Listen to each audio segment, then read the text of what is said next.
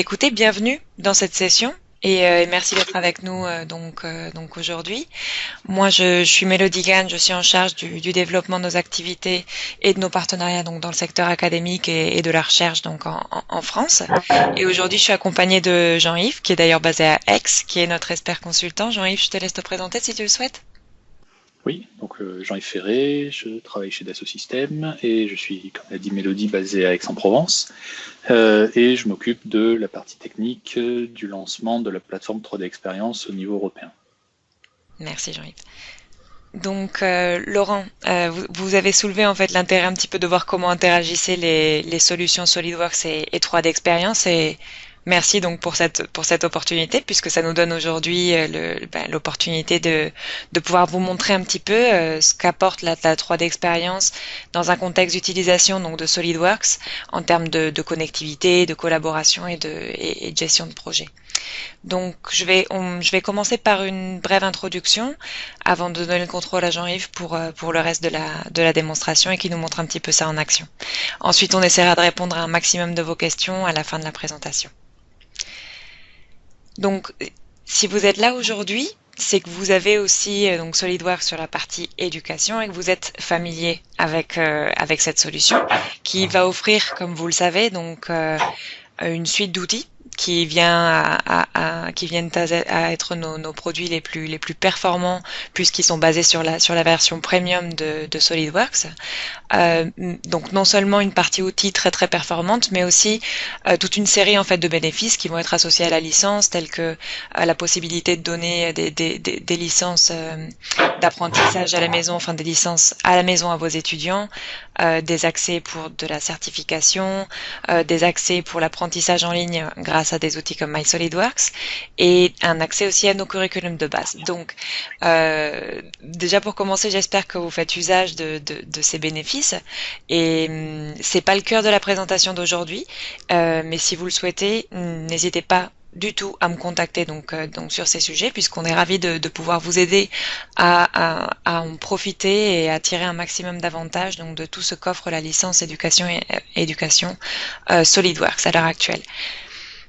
Mais voilà, si on est là aujourd'hui, ça va être en effet pour parler de la 3D Experience Platform et de la façon dont ça va venir à enrichir notre solution actuelle pour l'éducation et le fait en fait que c'est l'ensemble donc de ces deux outils qui va nous permettre vraiment d'élargir nos compétences et d'élargir les compétences de nos étudiants, donc de les préparer au mieux pour le terrain professionnel auquel ils feront face demain, parce qu'ils vont pouvoir d'une part donc acquérir des connaissances techniques très solides avec la solution qu'ils ont à l'heure actuelle qui est SolidWorks. Donc d'un côté on aura SolidWorks comme toujours et de l'autre côté ce qui vient enrichir cette valeur ça va être des compétences en tant que meilleurs professionnels pour apprendre donc à collaborer, à gérer leurs projets de façon efficace, donc gagner en productivité, gagner en innovation dans un monde du travail qui va être de plus en plus compétitif comme on le sait. Donc pour le résumer en une seule phrase, la plateforme 3D Experience, qu'est-ce que c'est? Ça va être une suite d'applications et d'outils qui va permettre donc aux établissements, aux enseignants et aux étudiants de collaborer en toute transparence, n'importe où, n'importe quand et sur n'importe quel dispositif. On entendra énormément le mot collaborer donc autour de cette plateforme 3D Experience et c'est en effet le cœur de la plateforme et c'est ce qui va nous permettre ici de faire gagner beaucoup de productivité, d'efficacité autour des projets, de toutes les études en fait de nos étudiants. C'est une solution qui vise d'abord l'industrie, que nous avons créée pour l'industrie, mais on a remarqué que les défis et que les challenges pour les écoles évoluent aussi énormément, en particulier d'ailleurs avec les événements de ces dernières années ou de cette dernière année d'ailleurs ils se sont vus précipités, mais on observe effectivement que l'enseignement évolue vraiment jour après jour et doit donc s'adapter à à de nouvelles tendances, non? Et en effet c'est pas seulement donc la façon dont les enseignants, donc dont vous communiquez avec vos étudiants qui a changé, mais c'est aussi la façon dont les étudiants apprennent et consomment en fait cette information de leurs enseignants, notamment donc avec l'arrivée des appareils mobiles et tactiles. Donc on voit une demande grandissante pour les classes virtuelles, qui est un sujet de plus en plus important. Et On voit donc que les établissements et les enseignants sont obligés de repenser un petit peu leur programme académique et leur façon d'enseigner directement à leurs étudiants. Et c'est là que la plateforme en fait va rentrer en jeu pour donner une solution qui va être vraiment efficace donc, à ce nouveau besoin. On voit aussi évidemment que l'industrie évolue. Là où on observait avant que les entreprises fonctionnaient avec des services différents, cloisonnés, totalement déconnectés des uns des autres, avec un échange de données qui était très statique et très fastidieux, et avec un suivi de données qui était vraiment décousu, on voit maintenant qu'on passe à un monde qui est très très connecté, où les entreprises souhaitent aller vers une plateforme unique qui va leur faire gagner en productivité, en innovation, et qui va leur permettre d'échanger, de suivre les données, les idées, et le tout dans le cloud. Euh, donc voilà, c'est vraiment une évolution, une tournure que prend l'industrie et sur laquelle nous devons baser aussi l'éducation de demain. Donc l'idée aujourd'hui, c'est que comme cette industrie évolue, on va donner à nos écoles une façon de fonctionner qui va nous permettre de nous aligner sur ces tendances pour donner à nos étudiants donc les meilleures pratiques de l'industrie et pour les préparer à leur insertion dans le monde du travail de demain. C'est en effet notre but. Ça va être donc d'améliorer l'enseignement et l'engagement des élèves en introduisant ces pratiques du secteur directement dans la classe. Et c'est là que la 3D expérience donc va trouver son sens avec cet objectif, celui de répondre donc aux nouveaux défis de l'industrie et aux nouveaux défis de l'enseignement, en facilitant une plateforme qui va nous permettre de trouver tout ce dont on a besoin dans un seul et même endroit. Donc on va trouver notre conception 3D au centre, autour duquel va venir s'articuler tout le reste. On va disposer d'une messagerie d'équipe et d'outils de communication, d'outils de gestion collaborative et de projets et de gestion de tâches. On va disposer aussi d'un stockage sur le cloud intégré, donc il va être connecté à toutes nos données, à tous les membres et à tous les étudiants. Et tout cela va s'intégrer dans un environnement de collaboration en temps réel, donc avec des fils d'actualité qui vont être très inspirés des réseaux sociaux. Donc les étudiants ne seront pas perdus puisqu'on aura toutes nos notifications, nos likes, etc. C'est ensuite le point le plus important, c'est de savoir que tous ces aspects de collaboration et de CAO donc vont être intégrés dans un seul et même endroit, dans une seule et même interface utilisateur. Donc on n'a plus besoin de passer d'un outil à l'autre. On a tout sur une seule interface. Ce qui va nous permettre évidemment de gagner en efficacité, en productivité et en innovation. Donc c'est le cœur de la 3D Experience Platform. Très bien. Donc je vais maintenant laisser la place à Jean-Yves qui va nous illustrer en fait tout cela à travers une démonstration aujourd'hui. Jean-Yves, je te laisse prendre le devant. Vous voyez mon écran? Non? Oui, c'est bon. Enfin, moi, je vois l'écran. Oui, c'est bon. Ok, super. Alors, on va pouvoir y aller dès que j'aurai tous mes écrans disponibles. Ok, donc, comme l'a dit Mélodie, on va parler de la plateforme 3D Experience et surtout son lien avec SolidWorks, comme vous l'avez expliqué. C'est aussi un intérêt pour vous de savoir comment ça fonctionne ensemble, comment ça peut fonctionner ensemble. Donc, déjà, nos clients, on a pas mal posé de questions, essayé de comprendre quels étaient leurs besoins, et on s'est rendu compte que beaucoup de nos clients avaient des besoins assez similaires en termes de collaboration. En particulier, avoir toujours accès à la bonne information et évidemment une information à jour, où que l'on se trouve. D'accord, qu'on se trouve sur le terrain, on peut avoir accès à ce qui a été validé et ce qui est disponible et pas quelque chose d'obsolète, comme ça peut être le cas avec un plan papier. Travailler conjointement avec d'autres services, comme l'a expliqué Mélodie, on peut avoir pas mal de silos dans les entreprises et des gens qui se parlent pas, non pas parce qu'ils n'ont pas envie, mais simplement parce qu'ils n'utilisent pas les mêmes systèmes, pas les mêmes données, et ça fonctionne pas pareil, ça se comprend pas bien. Donc ça aussi c'est un besoin. Également partager des informations sélectionnées, donc évidemment pas ouvrir son disque dur vers l'extérieur parce qu'on sait qu'on va le retrouver sur Dieu seul sait quel site étranger. Également pouvoir partager ces informations de manière authentifiée et sécurisée avec des clients, des sous-traitants, et pouvoir s'en servir pour pouvoir améliorer les produits qu'on est en train de créer pour évidemment rester concurrentiel.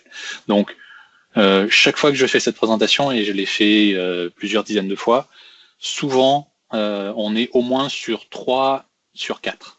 Et la plupart du temps, on est sur les 4 besoins qui sont couverts. On va dire, ce sont les besoins des entreprises.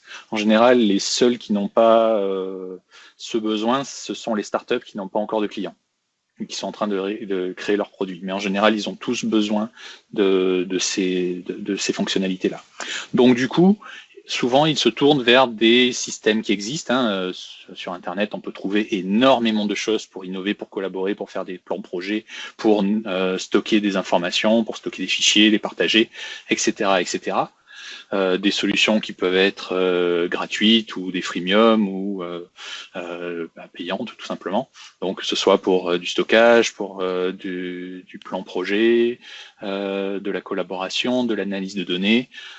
Toutes ces choses-là, elles existent, elles sont disponibles, mais le problème qu'on a quand on fait de la CAO, ou en particulier du SolidWorks, c'est qu'elles sont déconnectées, on ne peut pas visualiser quelque chose en 3D facilement, il va falloir faire des copies d'écran, des choses qui seront peut-être décorrélées, ça va pas être pratique et ça risque de poser problème, on risque d'avoir des pertes de données et on va s'éloigner de l'intérêt. Même si chacun de ces produits est excellent dans son domaine, le problème c'est qu'ils n'ont pas forcément un accès global à l'information et aux besoins de l'entreprise.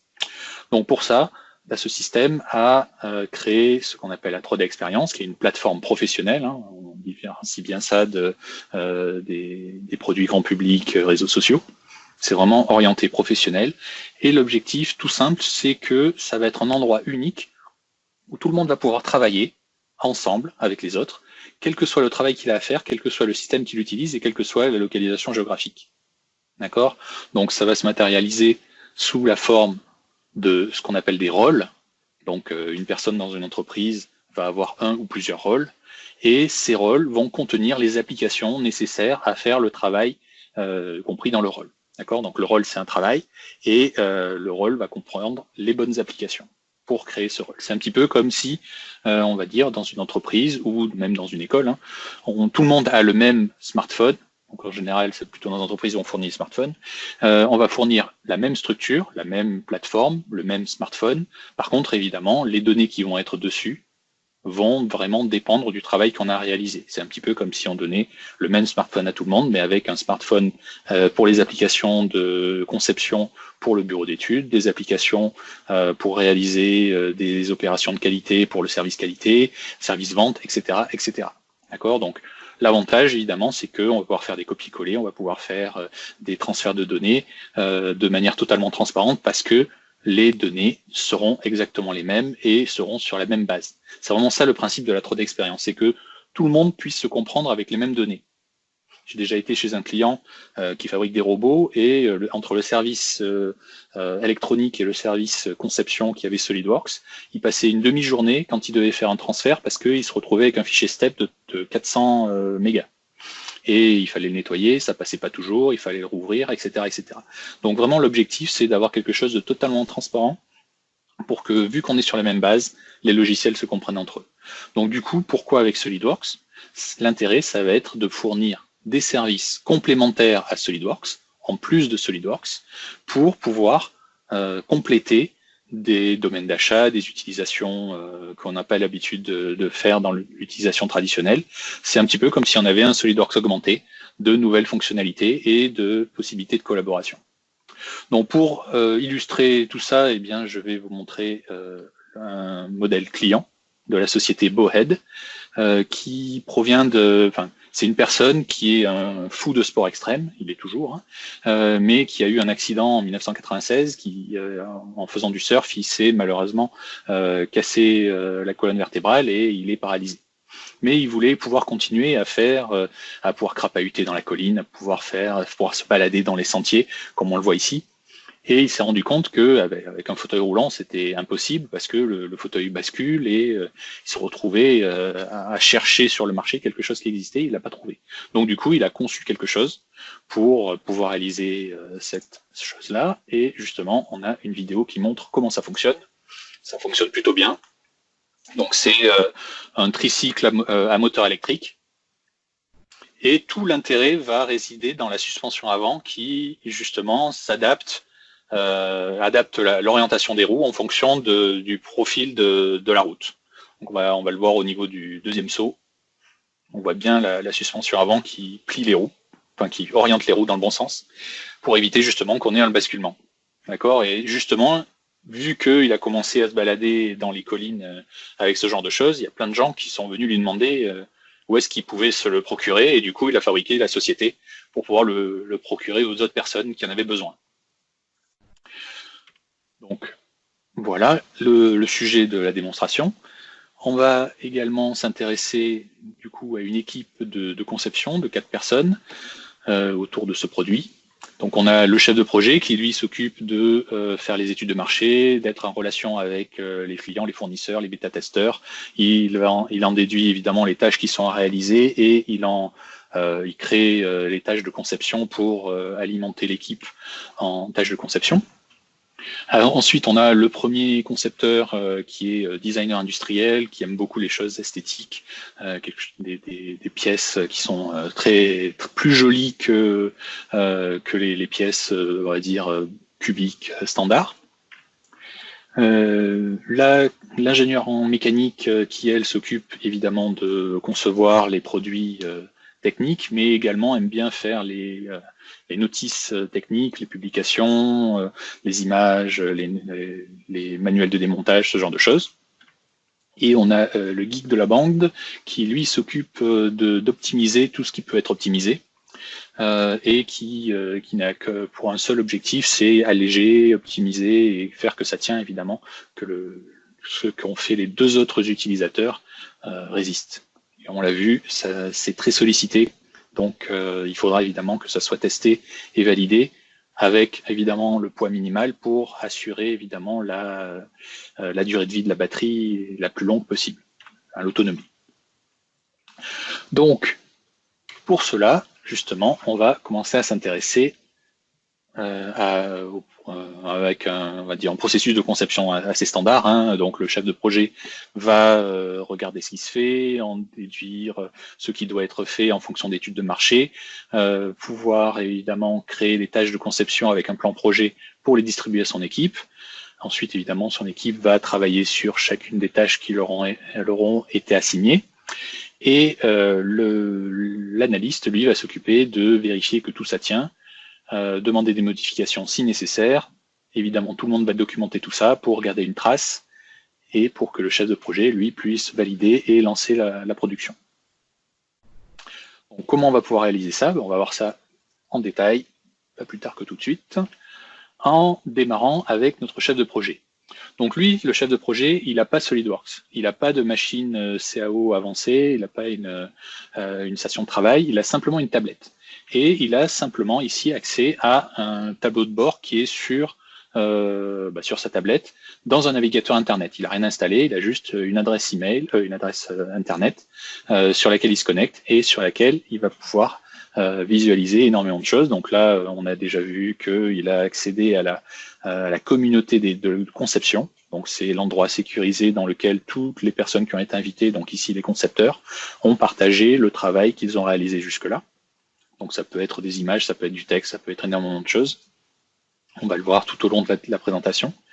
Et ensuite, justement, il va vérifier dans son tableau de bord, toujours pareil, hein, rien d'installé. Il va simplement aller chercher ce qui a été réalisé, donc il a accès à la dernière information, et il va pouvoir la visualiser dans sa visionneuse, également en ligne. Donc il va pouvoir visualiser l'assemblage complet tel qu'il est actuellement. Voilà.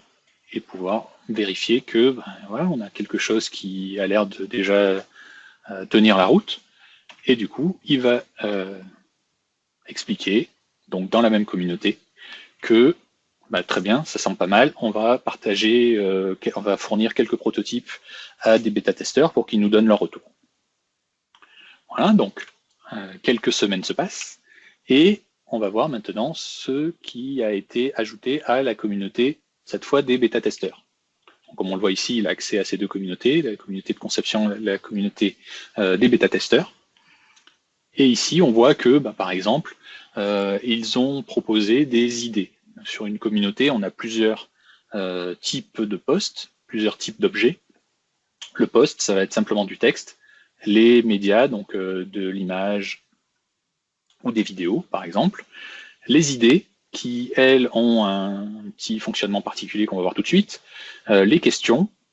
On pose une question et c'est un petit peu comme on voit sur les forums en ligne, hein, quand une réponse est validée, elle apparaît en premier pour qu'on ne soit pas obligé de dérouler le fil de discussion qui peut s'étaler quelquefois sur plusieurs pages.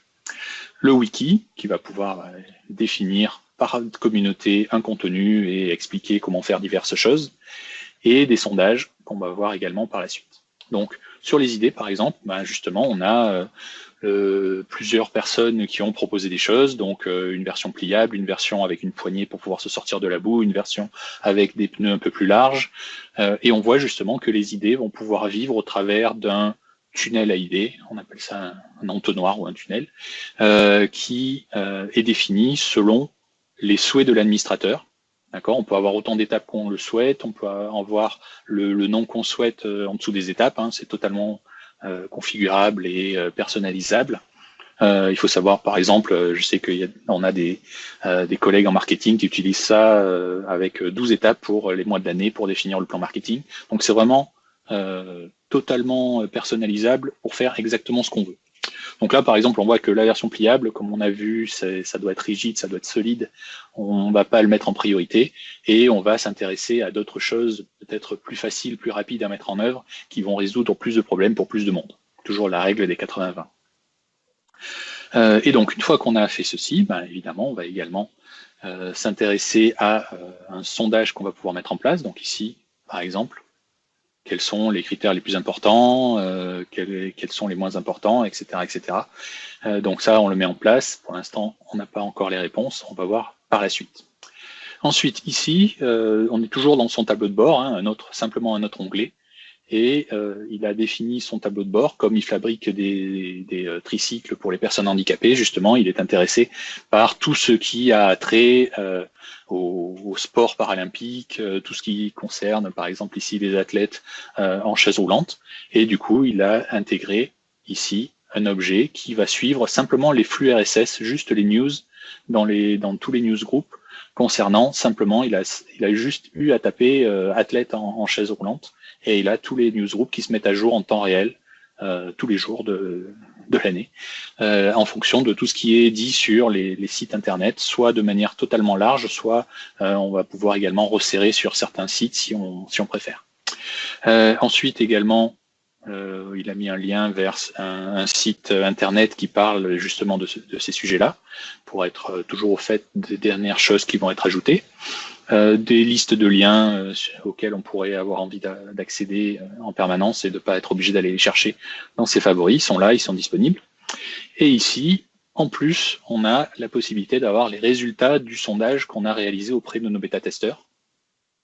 Et évidemment, l'avantage, c'est que on va pouvoir partager ces informations directement sans avoir à faire des copier-coller. On va simplement dire ici, publier ce contenu dans une communauté et on va créer un post en automatique directement à partir de là. Donc c'est vraiment la facilité d'utilisation. On imagine que sur un téléphone, c'est toujours plus compliqué, même sur une tablette, de faire des copies d'écran, partager ce genre de choses. Donc là, par exemple, il explique à son équipe que les 3 critères les plus importants, c'est le poids, la maniabilité et le confort. Et donc, on va s'intéresser en priorité sur le poids, puisque c'est ce qui intéresse le plus de monde, on imagine bien, pour l'autonomie de la batterie. Donc, une fois qu'on a réalisé ceci, on va pouvoir passer à la partie conception, avec la création d'un plan projet. Donc, de la même manière que on est allé sur notre onglet communauté de conception pour vérifier le poste qui a été créé, on va pouvoir aller sur l'onglet projet et de la même façon ici, créer un nouveau projet. On va pouvoir mettre une image, c'est toujours plus simple quand on a une liste de projets. Je l'ai expérimenté moi-même. Et ici, justement, on va avoir notre projet qui est créé. Bon, pour l'instant, le tableau de bord est vide vu qu'il vient juste d'être créé, mais il va pouvoir être alimenté par l'état des tâches, on va le voir par la suite. Et la première chose qu'il va faire, c'est inviter des personnes sur le projet avec des droits particuliers pour être sûr que tout le monde ne peut pas faire n'importe quoi. Donc, on a 3 niveaux sur les projets. Leader, donc c'est responsable, voilà. Donc responsable, il peut ajouter, supprimer. Auteur, il va pouvoir ajouter. Et viewer, il va simplement pouvoir contribuer à quelque chose qui existe déjà. Donc on va ensuite créer notre plan projet. Donc pour ça, on va simplement mettre la balise de fin en disant c'est la date que l'on s'est fixée pour pouvoir partager la conception terminée avec nos utilisateurs. Et en fonction de ça, on va faire notre rétro-planning en disant, voilà, je vais pouvoir créer des tâches, je vais pouvoir définir la durée, mais surtout, je vais pouvoir assigner des personnes. Donc simplement ici, en tapant soit le début de leur nom, soit directement, ils apparaissent dans la liste déroulante.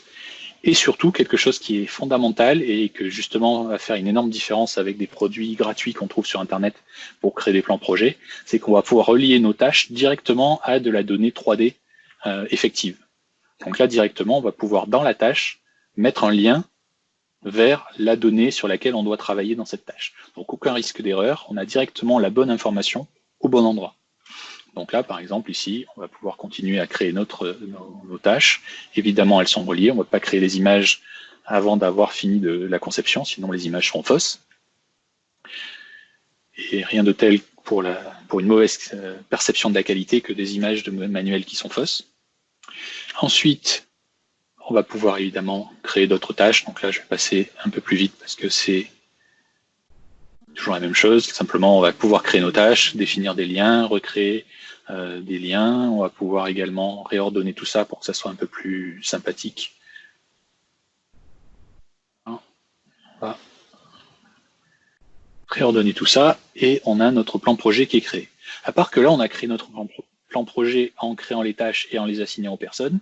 Ça veut dire que les personnes ont, elles, reçu des notifications et ont accès aux tâches dans leur tableau de bord. Donc justement, on va voir ça tout de suite avec l'analyste, qui lui a reçu 2 tâches sur lesquelles il doit donner son aval ou travailler. Donc là, par exemple, ici on voit que lui, il n'a pas accès forcément au diagramme de Gantt du projet, il n'a pas accès forcément au projet complet, c'est pas nécessaire. Par contre, il a accès, lui, à sa liste de tâches à réaliser, très simplement avec 3 colonnes, c'est une vue Kanban, avec à faire, en cours, terminé, sur laquelle on va simplement dire ici, voilà, ici je vois que j'ai accès à mes tâches et j'en ai une qui me dit enlever la matière inutile. Et il se souvient que quand on a conçu la suspension avant, on a peut-être rajouté trop de matière sur les pièces de la suspension. Donc du coup, il va directement taguer l'utilisateur qui doit réaliser la modification, comme on le ferait dans Facebook ou Twitter, simplement en tapant arrobase et le début du nom. On lui propose les noms disponibles sur la communauté. Et du coup, lui, il va pouvoir directement dire, donner un petit commentaire en disant il me semble que c'est sur la suspension avant qu'on va pouvoir gagner le plus de poids.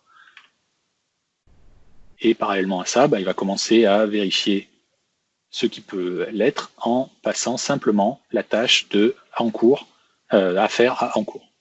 Ce qui aura évidemment pour effet d'envoyer une notification au chef de projet. Une fois qu'il a fait ça, justement, on va voir ce qui se passe au niveau du tableau de bord de notre ami Ton, qui lui a été tagué dans une notification, dans une tâche. En haut à droite de l'écran, on va voir qu'il reçoit une notification. Il dit que l'analyste l'a mentionné dans un commentaire. Plutôt que de chercher, comme de toujours, il a simplement à cliquer dessus. Ça l'amène dans la bonne application, au bon endroit, et il a directement l'information. Il peut directement répondre en disant « Ok, j'ai compris », et passer évidemment la tâche à faire à en cours. Voilà. Après, évidemment, il va pouvoir travailler dans SolidWorks, parce que c'est quand même l'objectif. Et donc ici, dans SolidWorks, il va pouvoir chercher des suspensions avant, mais on imagine bien que quand on travaille sur ce genre de produit, des suspensions avant, on en a à l'appel. Et du coup, on va pouvoir utiliser ce qu'on appelle les filtres de recherche, ici, les tags des 6 questions, donc les 6 questions en W, qui, quand, comment, ou pourquoi. Et j'en oublie toujours un de toute façon. Et ici, on a tous les tags qui sont rajoutés en automatique par le système, plus d'autres qu'on va pouvoir ajouter, que ce soit sur des propriétés, que ce soit sur n'importe quoi, n'importe quel objet qu'on va pouvoir trouver dans le produit, ou qu'on aura rajouté. On peut très bien rajouter soi-même des tags sur les produits si on le souhaite. Donc ici, lui, il va filtrer sa recherche en disant je ne veux que les pièces de CAO, je ne veux que ce qui concerne le prototype, et je ne veux que ce qui est dans mon espace de travail. Et du coup, il se retrouve avec l'assemblage SolidWorks et ses 4 configurations. Tout va bien, c'est bien celui qu'il recherchait. En plus, il va avoir accès aux propriétés qui ont été créées soit en automatique, soit dans SolidWorks. On a accès aux deux en même temps dans le même tableau. Donc au-dessus, on a celles qui sont ajoutées en automatique et en bas, on avait les propriétés SolidWorks. En plus, comme c'est un assemblage, on va avoir accès au contenu. Et du coup, on veut être sûr que si on fait des modifications, ça ne va pas avoir un impact sur quelque chose qui a été déjà vendu à notre client, pour un problème évident de pièces de rechange qui doivent pouvoir se monter. Donc pour ça, on va simplement utiliser, en plus de voir le contenu, les cas d'emploi, où est-ce que cet objet a été utilisé, pour être sûr que la modification ne va pas avoir un impact délétère sur notre conception. Du coup, là, on se rend compte que tout va bien, on a notre assemblage plus l'assemblage principal. Très bien, on va pouvoir faire notre notification tranquille, à part que, comme on a déjà fourni une version, on rajoutera une nouvelle révision à notre système. Donc pour ça, on vérifie qu'on est bien sur la suspension avant, on se rend bien compte qu'il y a peut-être des choses à enlever au niveau des pièces grises, eh bien, on va s'occuper de faire ça directement dans SolidWorks. Voilà, donc on peut le faire directement. Ici, comme vous le voyez, on a accès à la 3D Experience directement à partir de SolidWorks. On peut avoir accès à la même chose. Il pourrait très bien le faire à partir de son navigateur Internet sur son PC s'il le souhaitait. Ça donne exactement la même chose. Simplement, on a plus d'écran. Donc, une fois qu'on a ouvert notre produit, on se rend compte que il est ici, on a bien la version à jour. Toutes les pièces sont à jour. Elles viennent bien du serveur, cloud. On a une coche verte qui nous dit que la version est à jour. Et ici, qu'elles sont libres d'accès. Elles ne sont pas réservées par quelqu'un d'autre. Donc, personne n'est en train de faire des modifications dessus. Et du coup, on va pouvoir, nous, prendre la propriété de ces pièces pour pouvoir faire les modifications. On les sélectionne, ainsi que l'assemblage. On dit simplement au système qu'on les réserve. Et du coup, maintenant, plus personne ne va pouvoir les ouvrir en modification tant que les pièces sont réservées. Donc ça, c'est un énorme gain, on va dire, en termes de sécurité. Beaucoup de clients veulent ce genre de fonctionnement. Donc ensuite, évidemment, on passe vite sur la partie SolidWorks, puisque c'est pas l'objectif de la présentation. Donc là, on a simplement rajouté des trous dans nos pièces. Et on va pouvoir maintenant s'occuper de les enregistrer. Au passage, le fait de les avoir réservés, on a une clé verte qui est apparue ici. Si la clé avait été rouge, ça aurait voulu dire que c'était réservé par quelqu'un d'autre, et simplement en passant la souris dessus, on aurait su qui était la personne qui avait réservé. De même, si la coche n'avait pas été verte mais rouge, ça aurait voulu dire qu'il existait une version plus récente, et on aurait pu, au choix, la télécharger ou pas, pour mettre à jour notre système. Si on veut pouvoir mettre à jour une ancienne version pour en faire une nouvelle branche de conception, par exemple, on ne souhaite pas avoir la dernière version sur notre machine. Donc on a tous les cas qui peuvent être traités de cette façon. Donc une fois qu'on a fait ceci, très bien, on a fait notre modification, il ne nous reste plus qu'à évidemment renvoyer les modifications vers le serveur. Et pour faire ça, c'est tout simple, il suffit simplement de dire j'enregistre sur la plateforme. Là, le système va vérifier les pièces qui ont été modifiées, celles qui n'ont pas été modifiées, comme on le voit ici, et va justement proposer d'enregistrer simplement les pièces qui ont été modifiées. Également, on va pouvoir ajouter des révisions. C'est l'utilisateur qui va choisir quelles pièces doivent prendre une révision ou pas. Si on est simplement en train d'enregistrer pour aller manger ou le soir pour revenir le lendemain, il n'est pas question de rajouter une révision pour rien. Donc voilà, il y a des systèmes comme ça qui rajoutent des révisions chaque fois qu'on enregistre. Là, c'est vraiment pas l'objectif. L'objectif, c'est vraiment d'avoir une révision qu'on choisit parce que c'est une nouvelle révision de la pièce qui sera utilisée en production. Et donc ici, ben voilà, il suffit simplement de cocher. On se rend compte que la pièce a été rajoutée 2 fois, l'arbre avant. Et donc du coup, dès qu'on en coche une, évidemment l'autre est coché en automatique puisque c'est la même pièce. Ici, évidemment, il rajoute la révision suivante sur les pièces qui ont été cochées, de manière automatique, bien sûr. Il prend le schéma de révision suivant. Hein. Et comme je disais, c'est fondamental quand on veut être sûr d'avoir les bonnes pièces de rechange pour une version qui a été livrée à un client. Là, on sait que la révision B fait appel à une révision A ici, une révision B ici. Voilà. Si le client a appel pour des pièces de rechange, il aura la bonne pièce.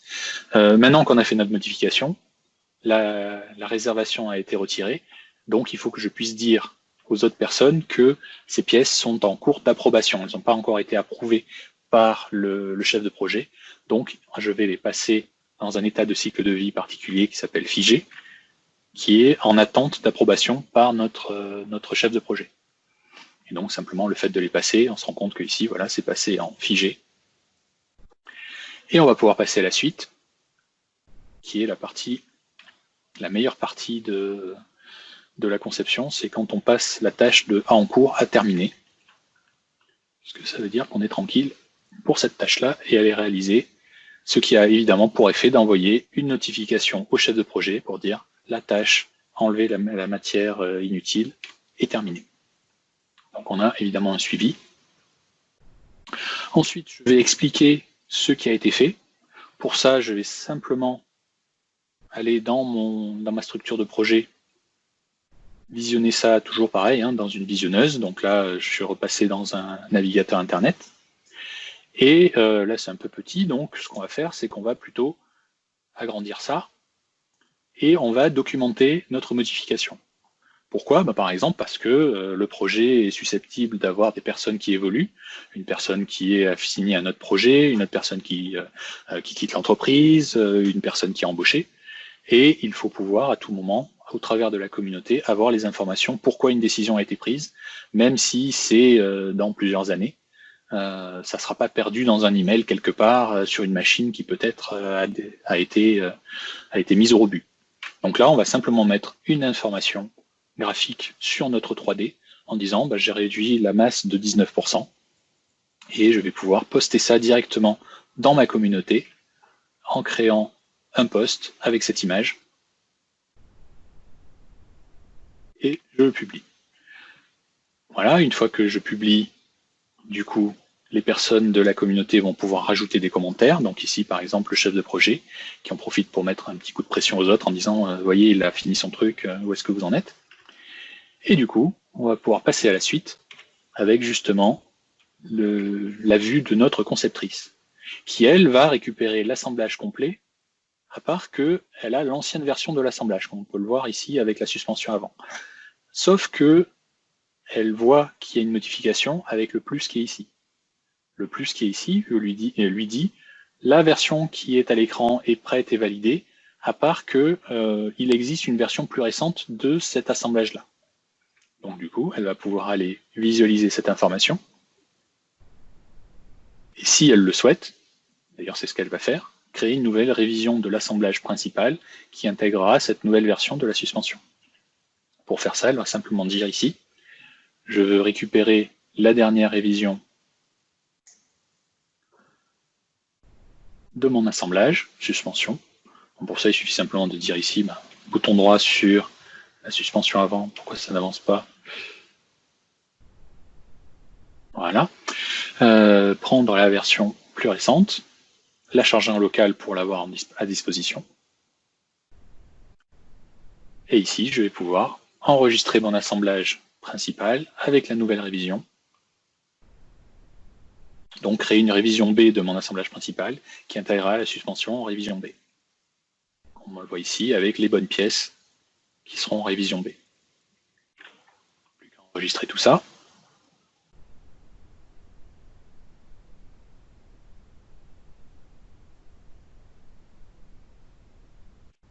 Et maintenant, elle va pouvoir s'intéresser à sa partie de prédilection qui est de créer des images, créer des contenus de graphiques pour les manuels, etc., etc. Donc c'est pas forcément non plus le sujet de la démonstration, donc on va la laisser travailler et on va voir une fois qu'elle a terminé ce qu'elle va pouvoir faire avec. Donc justement dans son tableau de bord, elle qui est orientée de cette façon-là, elle va avoir accès également à la structure du projet, comme on l'a vu tout à l'heure, duquel le concepteur a simplement glissé-déposé. Elle va créer un contenu, un nouveau répertoire qui va être les images marketing. Et l'intérêt justement, c'est que les personnes qui auront accès à ce projet pourront également avoir accès à ces images marketing. Pour l'instant, elles sont sur sa machine, elle les sélectionne, les glisse, les dépose simplement dans ce qu'on appelle des bookmarks, dans ces signés, ce qui aura pour effet de copier les pièces sur la plateforme et au passage, ici, de leur donner un autre schéma de révision avec un schéma de nommage et un type automatique. D'accord ? Donc, toutes les pièces, tous les objets, pas simplement les pièces 3D, mais tout ce que vous allez mettre sur votre plateforme 3D Expérience, si vous le souhaitez, va pouvoir suivre des cycles de vie, des processus de validation, pour être sûr que tous les suivis nécessaires, par exemple, à une norme ISO 9001 et toutes les évolutions qui existent aujourd'hui, puissent être vérifiés et avoir les bonnes informations pour pouvoir valider ces normes-là. Donc là, par exemple, ici, on a vu qu'on pouvait visionner des objets en 3D avec notre visionneuse. Ce n'est pas limité à de l'objet 3D. Vous voyez, on peut très bien visualiser du PDF également et s'en servir exactement de la même façon en disant je vais faire une copie d'écran pour dire voilà ce que j'ai réalisé avec ici SolidWorks Composer, en créer un post et en partager le contenu avec mes collègues et mon chef de projet. L'avantage en plus ici, c'est que en plus de valider la tâche, on va également rajouter dans les livrables le PDF qui a été créé. Elle n'est pas limitée à simplement le PDF. Elle pourrait très bien rajouter en plus du PDF les images, les vidéos, tout ce qu'elle souhaite. Comme ça, tout est stocké au niveau de la tâche, sachant que, toujours pareil, on ne va pas créer des doublons, on va simplement créer des liens. La donnée, elle est toujours dans notre coffre-fort de manière unique. Ce sont simplement des liens qu'on va partager dans notre tâche, à part que ça sera accessible également par la tâche. Une fois qu'on a réalisé ceci, eh bien on va voir justement ce que voit notre chef de projet, qui lui veut s'intéresser à justement où est-ce qu'on en est. Et ici, justement, il a la notification, puisque la tâche est passée en réalisé. Donc il va pouvoir avoir au niveau du plan projet, en voyant où est-ce qu'on en est, il se rend compte que ici, le confort du pilote est peut-être pas encore traité. Il doit en profiter pour mettre un petit coup de pression à l'utilisateur. Parce que d'autres choses ont été faites. Donc justement, il va pouvoir visionner les résultats créés par Debbie. Du coup, il a également accès, comme on le voit ici, à pas mal de choses. Donc non seulement la 3D qui a été créée,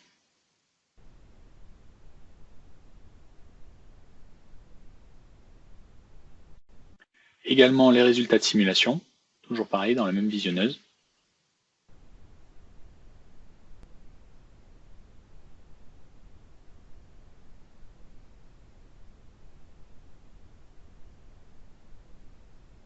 Et également les images marketing, qu'on va pouvoir les visionner. Ici le PDF, on pourrait très bien visionner les images également.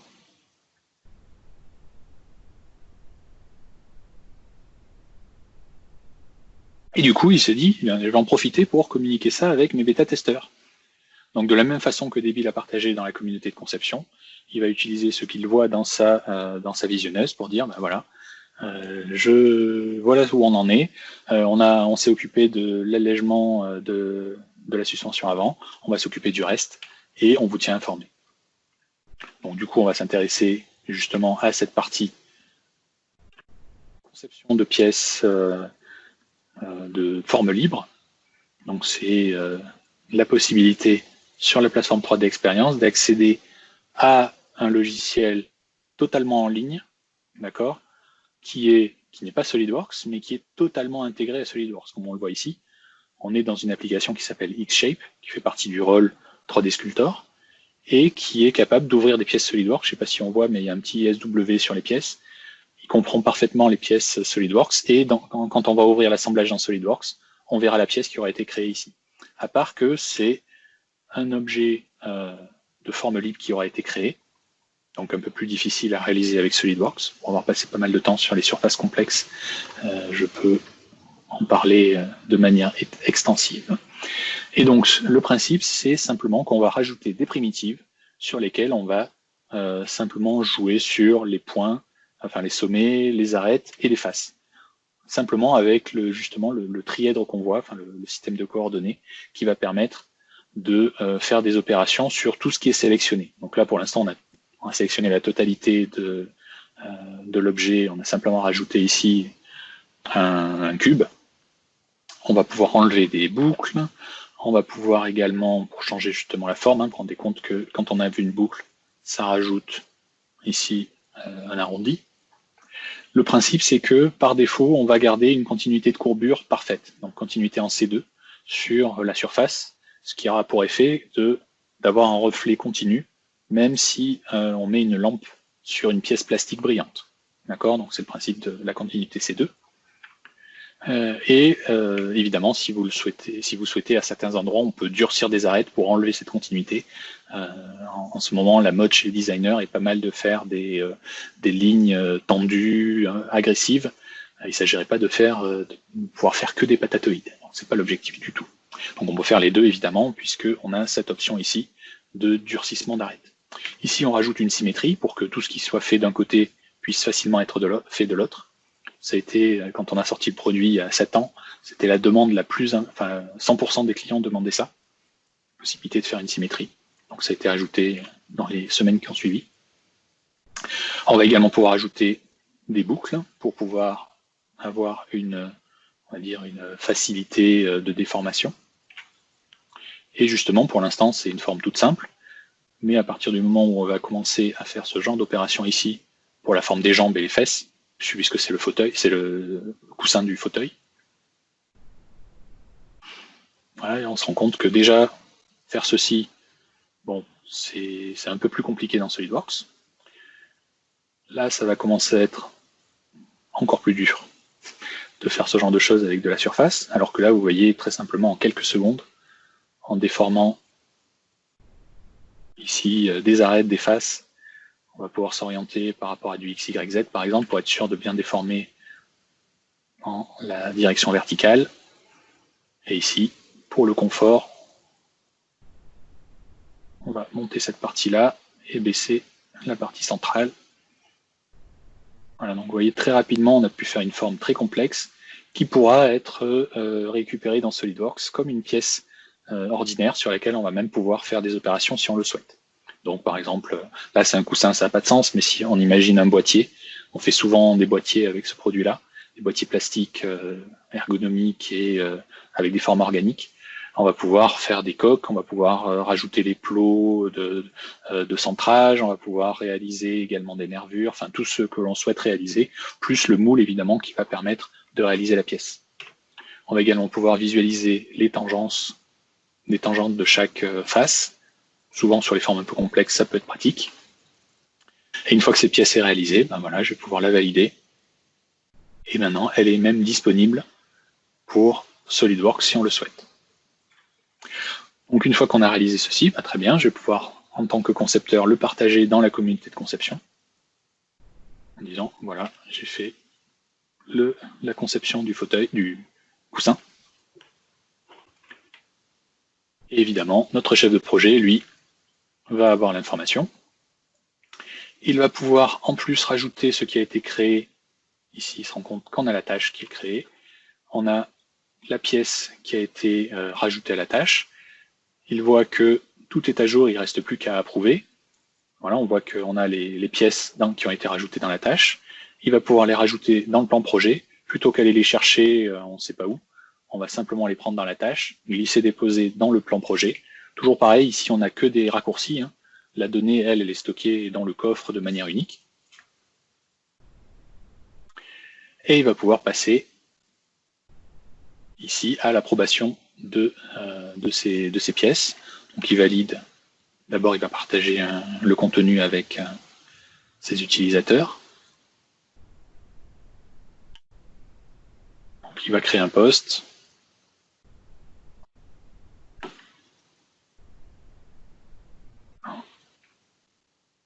Et il va, sur l'autre onglet, ici, directement passer les pièces qui étaient en figé en approuvé, ce qui aura pour effet de bloquer toutes les modifications. Quand une pièce est passée en release, elle est plus modifiable. On peut la modifier que simplement en rajoutant une nouvelle révision. La révision actuelle est validée, fabriquée, c'est telle qu'elle sera livrée chez le client, telle que livrée.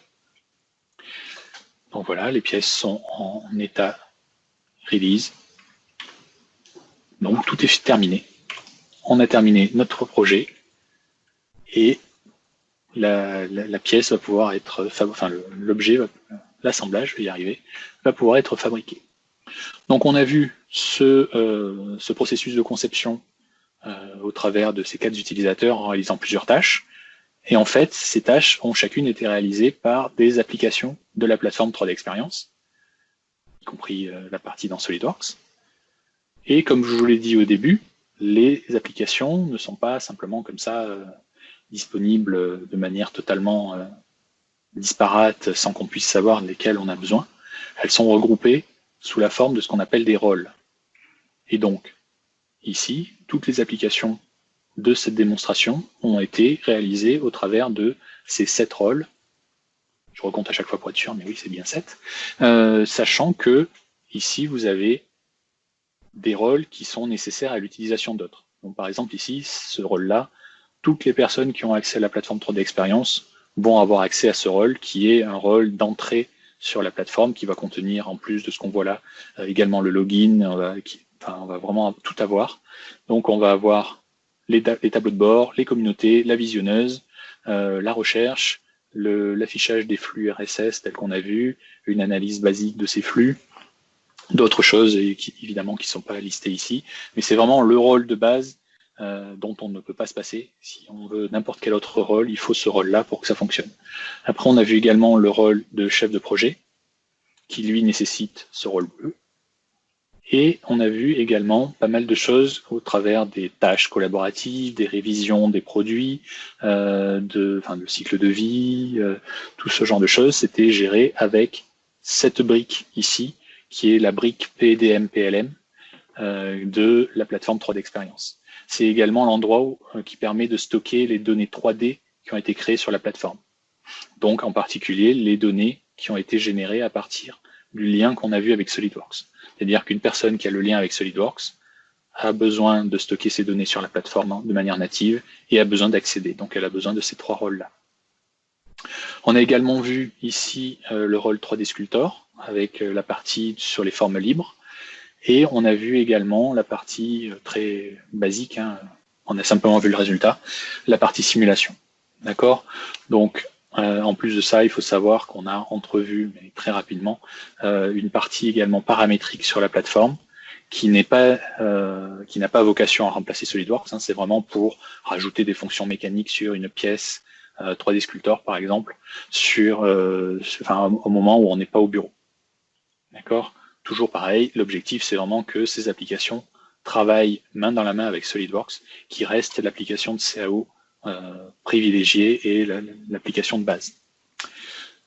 Évidemment, on a vu ces 7 rôles-là, mais on a énormément d'autres rôles sur la plateforme qui permettent, par exemple, d'aller encore plus loin en termes de simulation. Il faut savoir que là, en simulation de structure, on a la solution la plus avancée du marché avec Abacus Simulia.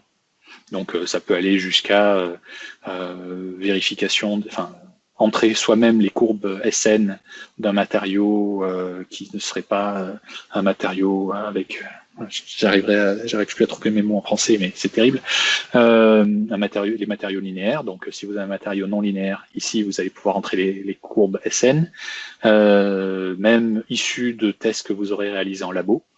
Et évidemment, ça va jusqu'à tous les tests que vous pouvez réaliser en termes d'analyse, comme par exemple l'analyse de chute, l'analyse de non linéaire, transitoire, tout ce qui se fait en termes d'analyse de structure.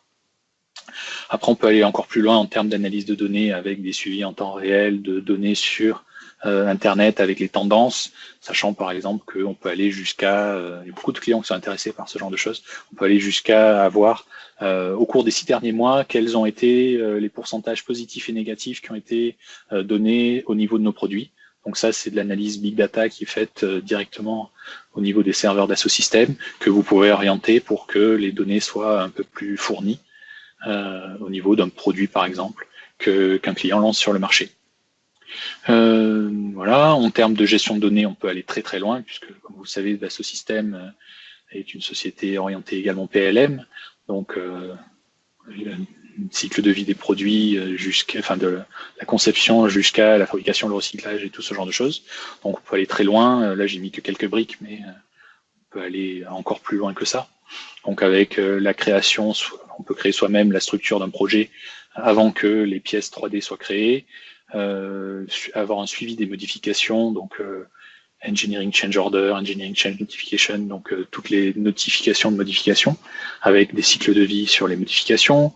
Ici, Product Release Engineer qui lui s'occupe de réaliser les nomenclatures de conception. On a également d'autres rôles qui permettent de faire les nomenclatures de fabrication, le lien avec le RP, énormément de choses. Donc voilà, l'objectif, c'est vraiment de pouvoir relier SolidWorks à toutes les applications disponibles dans le monde Dassault Systèmes, y compris la conception de pièces, on va dire, de manière totalement collaborative et transparente. On peut imaginer, par exemple, avec la plateforme 3D Experience, intégrer une pièce qui a été réalisée dans CATIA sur un assemblage SolidWorks.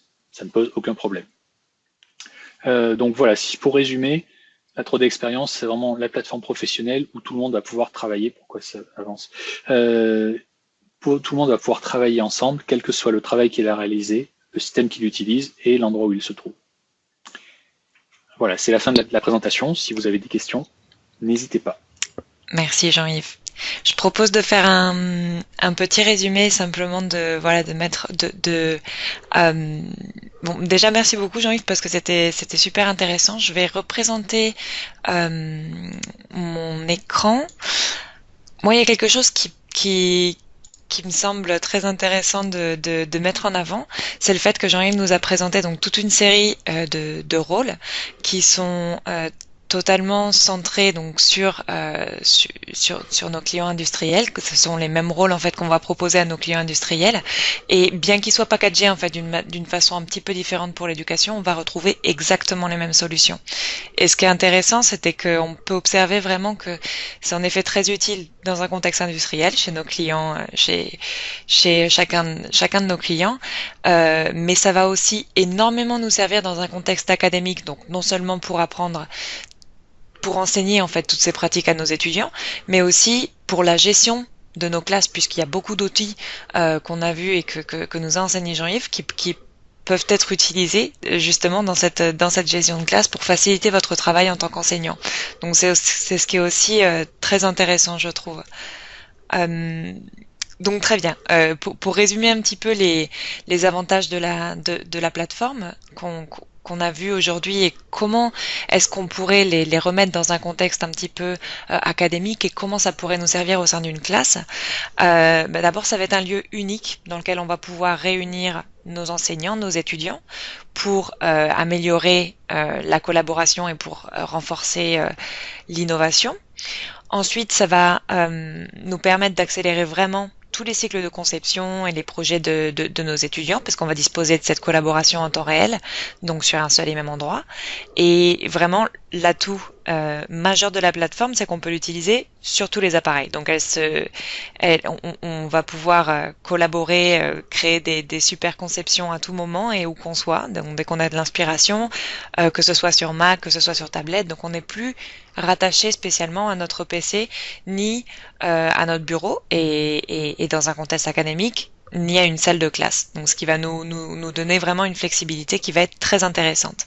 Et vu que tout est dans le cloud, eh bien il n'y a aucun effort informatique en plus, aucune installation, pas besoin d'un responsable informatique donc pour mettre à jour toutes les machines. Et évidemment, dans cette période de crise mondiale avec le Covid, ça nous permet aujourd'hui d'assurer une continuité dans l'apprentissage. Donc c'est vraiment, enfin, aujourd'hui, vraiment, c'est le contexte dans lequel on peut dire que c'est absolument crucial, puisqu'il y a beaucoup d'établissements qui sont fermés, beaucoup d'étudiants qui sont dispersés à droite à gauche, mais évidemment, mais l'enseignement continue, et tous ces étudiants et ces professeurs, donc vous avez besoin d'un même espace pour pouvoir continuer à vous connecter et travailler ensemble sur des projets. Et c'est aussi donc ce que propose la plateforme. Donc on l'a vu en action avec Jean-Yves, mais ce qui est très intéressant pour nos utilisateurs, autant dans l'industrie donc dans l'académie, c'est la possibilité de connecter donc la plateforme avec SolidWorks, donc avec tous nos fichiers qui peuvent être réutilisés simplement donc grâce au connecteur. On peut ensuite donc élargir les compétences de nos étudiants bien au-delà de la modélisation 3D, puisqu'on va pouvoir inclure on va pouvoir inclure la gestion du cycle de vie aussi dans leur apprentissage, qui va venir vraiment intervenir à tous les niveaux du monde de travail. Donc dans tous les cas, ils vont se confronter à des problématiques de gestion de cycle de vie. Donc c'est génial en fait de pouvoir disposer de ces outils qui sont totalement intégrés à la plateforme pour enseigner ces compétences à nos étudiants.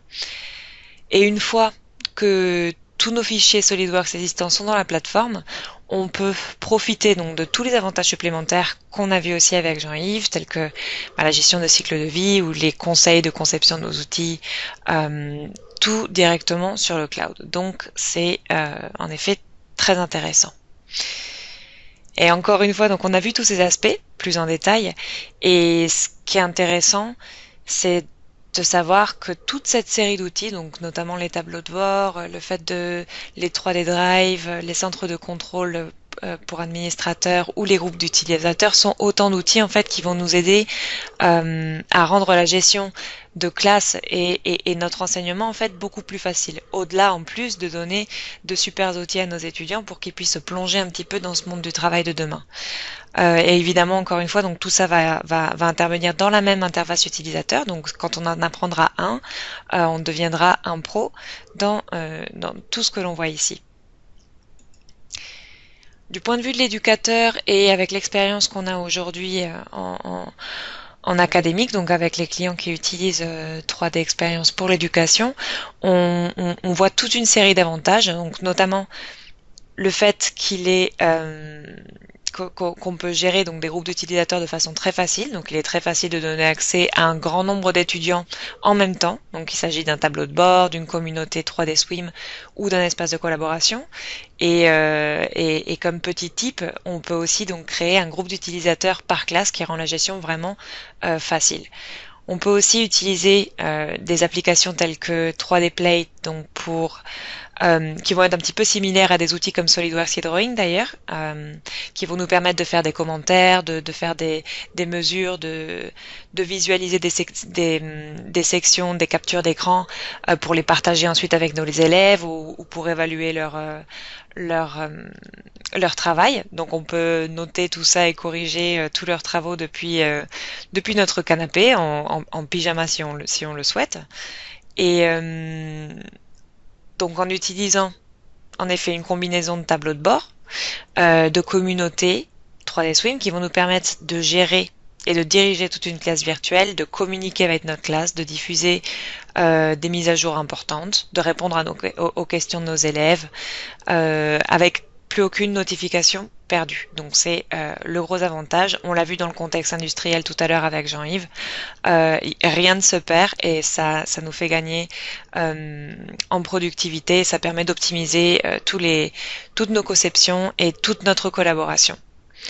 On peut aussi donc utiliser le planificateur de projet qui va nous permettre de suivre toute l'évolution d'un projet et de rendre ça beaucoup plus interactif et beaucoup plus productif. On peut aussi consolider tous nos supports de cours dans un seul et même endroit avec les tableaux de bord. Donc on l'a vu tout à l'heure, c'est la vue un petit peu organisée de notre travail. Donc on peut y mettre nos fichiers CAO, nos guides pratiques, nos calendriers si on veut, le calendrier de nos examens par exemple. Donc on peut avoir un seul et même endroit pour répondre aux questions de nos étudiants, de où aller trouver l'information de tel ou tel devoir, etc. Donc c'est en effet, encore une fois, très intéressant dans un contexte académique et ça permet de mettre le pied à l'étrier sur les outils qu'ils utiliseront demain dans l'industrie. on n'a plus besoin, en effet, de nos PC super puissants, puisqu'on peut utiliser n'importe quel appareil. Donc évidemment, si on continue d'utiliser SolidWorks à côté, on aura en effet besoin de notre hardware comme toujours. Mais pour accéder à l'information, pour accéder au dashboard et pour faire toute une multitude d'autres tâches, on peut le faire simplement donc avec des Chromebooks, des tablettes et même avec notre téléphone mobile. Et ensuite, donc il y a une partie planification de projet et PLM qui est très donc gestion de cycle de vie qui est très intéressante, tout à fait intégrée à la plateforme. Donc on va pouvoir commencer à enseigner ces compétences pour préparer en fait au mieux nos étudiants au monde commercial de demain. Et à leur diplôme. Mais voilà, ce qui va être le plus intéressant, ça va être de les préparer au mieux à ce qui les attend dans le futur, une fois qu'ils auront leur job dans l'industrie. Voilà, donc sans plus attendre, on va passer à la partie questions. Notre présentation touche à sa fin. Merci beaucoup pour votre attention. J'espère que ça a été de votre intérêt et voilà. Et j'espère que vous avez quelques questions pour nous. Oui, Pierre Saïd à l'appareil. Je voulais savoir déjà une question toute simple. Est-ce que vous avez enregistré la présentation? Est-ce qu'on va pouvoir en disposer? Oui, bien sûr. Oui. On vous la fera parvenir. Vous ferez parvenir ça par mail, parce que je suis avec Sébastien Randa, mais on est deux pour l'ensemble des enseignants. Et ça serait bien qu'on puisse faire passer l'enregistrement. Moi, je trouve très intéressant. La présentation était très intéressante, en tout cas par rapport aux questions qu'on est en train de se poser en ce moment. Très bien. Un des aspects qui revient souvent sur le tapis lors de nos réunions, c'est si je conçois quelque chose dans SolidWorks et que je veux travailler après dans 3D Experience, est-ce que au niveau de ce que j'ai créé dans SolidWorks, je vais pas tout perdre, en tout cas au niveau de l'arbre de création, si par exemple j'ai fait un trou d'un diamètre, je ne sais rien, 10, et que je veux le faire passer à 12, comment ça se passe? Bon, là, j'ai bien compris que le coussin que vous avez repris, il a été repris dans 3D Experience sans souci. Mais au niveau de l'arbre de création, est-ce qu'on maintient les informations?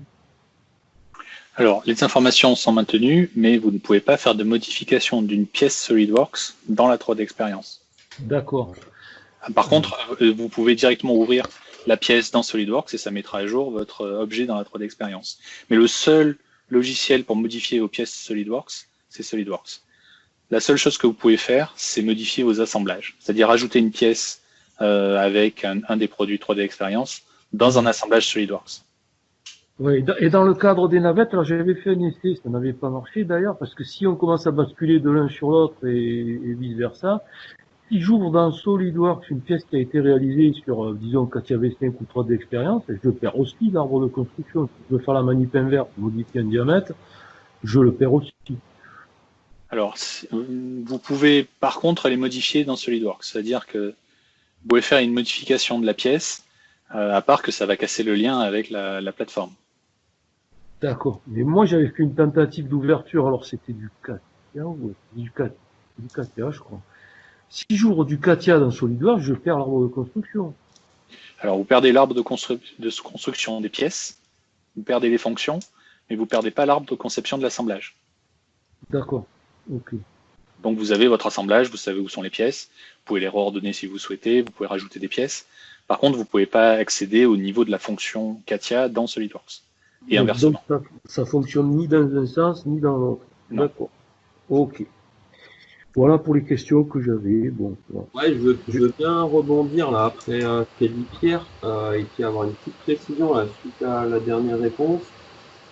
Pour moi, en fait, la 3D Experience, c'est la couche collaborative, mais en fait, notre outil de CAO, ça reste SolidWorks et qu'on a en installation. Je crois que maintenant, on dit SolidWorks Desktop pour dire il est installé chez nous en mode serveur. Mais ça veut dire que je démarre un projet avec les étudiants. Donc les étudiants, pour dessiner, ils vont utiliser SolidWorks. Par contre, ils utilisent la plateforme pour la partie collaborative. Ça veut dire qu'en fait, ils dessinent, plutôt que de le sauvegarder en local sur un serveur. Aujourd'hui, nous, on fait des mini-modes collaboratifs, mais en utilisant nos serveurs à nous. Là, on utilisera le cloud de la 3D Experience et les données, elles seront sauvegardées dessus. Mais si demain, je veux modifier une pièce du projet, je vais bien sur la plateforme 3D Experience, je récupère ma donnée à modifier. Donc, entre guillemets, elle est importée dans mon SolidWorks desktop, mais de la démo qui a été faite, j'ai l'impression que la connexion, elle marche bien. Et puis, je fais ma modif et après, c'est rebalancé, remis à jour dans la 3D Experience. Ça, c'est confirmé. Ah oui, non seulement c'est confirmé, mais on a des clients qui tournent avec ça depuis plusieurs années et ça fonctionne parfaitement. Hein. Ouais, parce que là, vous disiez, ouais, on pourra pas la modifier ou on perd l'arbre. On peut pas modifier une pièce qui a été créée avec CATIA V5 dans SolidWorks. Mais une pièce qui a été créée dans SolidWorks, qui a été mise sur le serveur, et une pièce qui a été faite avec SolidWorks qu'on met sur le serveur, et une autre personne, n'importe où dans le monde, va rouvrir cette pièce SolidWorks pour faire une modification, là, il va récupérer l'arborescence. Voilà, c'est du natif et tout, pas de problème. Donc, ça, exactement. J'ai pris là, je vais avoir des trucs un peu techniques. J'ai pris la page en photo, là, celle où il y a les ronds, et un peu, je crois que maintenant on appelle ça des rôles, là, collaborative, business, innovator, project planner. Oui. Diapo que vous avez proposé l'autre fois. Et donc, parce que quand on veut acheter la 3D Experience, en fait, on achète des blocs, là, ou des rôles, ou je sais pas comment on peut dire. Oui. Des rôles. Et sont codés. Par exemple, UXC. Oui, alors, je me permets d'intervenir simplement sur ce point. En effet, les rôles en fait que Jean-Yves nous a présentés, c'est exactement les mêmes qu'on va avoir au niveau académique, mais ils sont packagés d'une façon différente. C'est-à-dire qu'on va souvent regrouper plusieurs rôles industriels sous un même package qui va être destiné à l'éducation. D'accord, donc ça veut dire que à la place que ça s'appelle UXC, UYW, tout ça, oui. Nous, en gros, ça s'appellera 3D Experience académique. Alors, la solution en tant que telle va s'appeler SolidWorks, enfin, ça va s'appeler 3D Experience académique, 3D Experience Works for Education, mais le produit que vous allez acquérir, ça va être en effet Project Collaborateur si on parle de UXC, ça va être 3D Designer si on parle de UXW, et 3D Experience Engineer si on parle de U2R, qui est ce que je pense vous avez avec la partie CATIA. Et là-dessus, on pourra aussi, si ça vous intéresse, donc rentrer en détail de nos packaging lors d'une prochaine présentation, si vous voulez. Je pense que ça peut être intéressant de montrer un petit peu comment est-ce que on englobe ces différents rôles. Mais par exemple, quand vous parlez de UXC, ça va être le rôle Project Collaborateur et il va englober englober plusieurs rôles que nous a présenté Jean-Yves. Donc notamment la partie collaboration, gestion de projet, mais aussi la base de la plateforme avec Collaborative Business and Industry Innovator. Ouais, et ça, on m'a dit que c'est ça le socle. Oui, exact.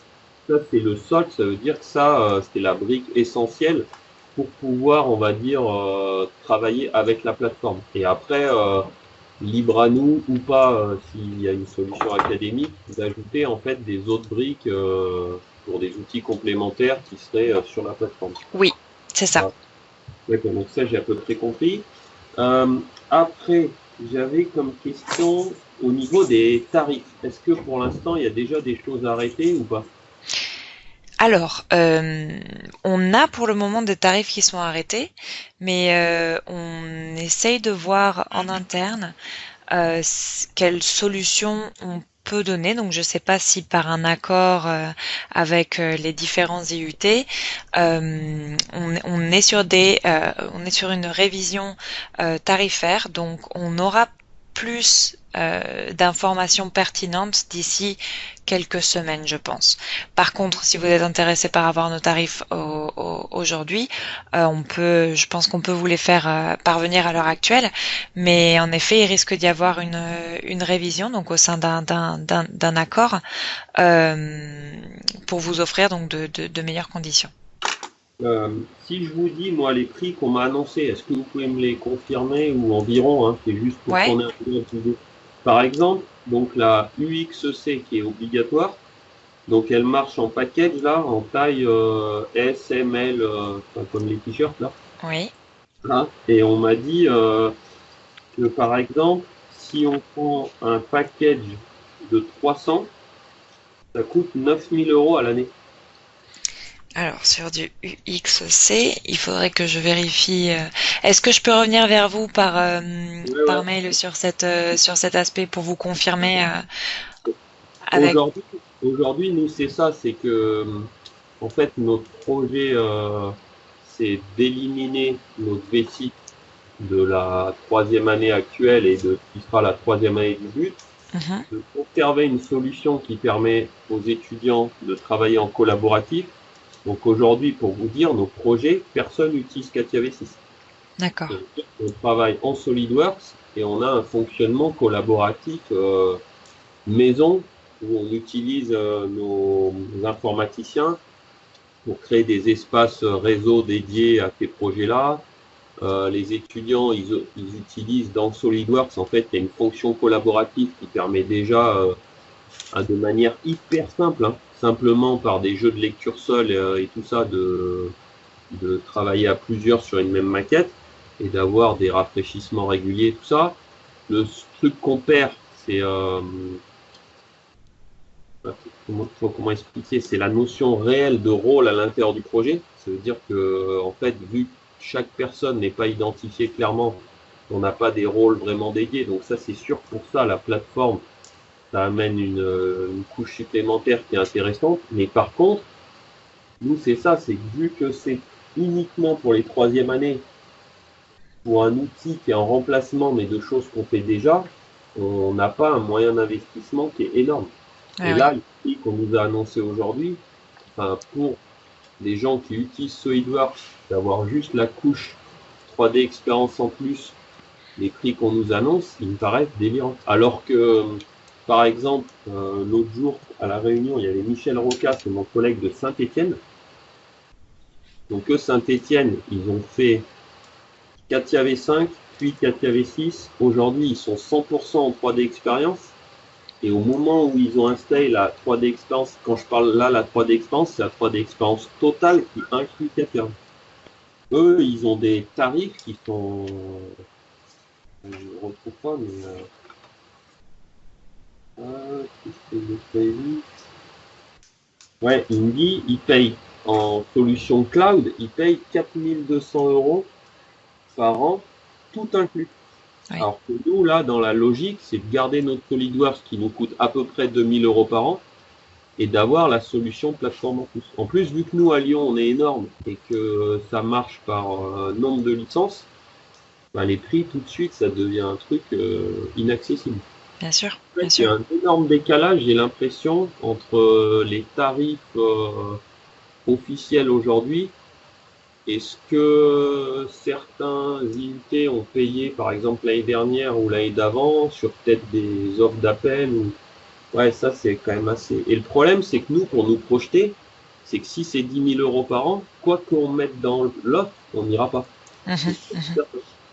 Et donc c'est dur aujourd'hui, en fait, de venir à des présentations et en se disant ouais bah ok, c'est peut-être alléchant tout ça, mais quoi qu'il arrive, si c'est trop cher, c'est sûr qu'on n'ira pas. Oui.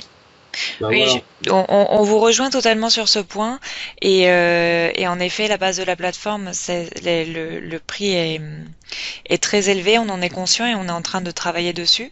Donc, on devrait avoir de nouvelles pistes qui devraient converger d'ici la fin du mois. Donc je vous tiendrai au courant de ces avancées, mais on risque d'avoir en effet un prix négocié. Donc voilà, je vais vous tenir. En tout cas, j'ai bien pris note de cette difficulté, qui, vous inquiétez pas, au final un petit peu la même pour beaucoup de centres, puisque comme vous pouvez l'imaginer, c'est en effet, ça représente un investissement conséquent. Je prends vraiment note du point pour le remonter encore une fois en interne.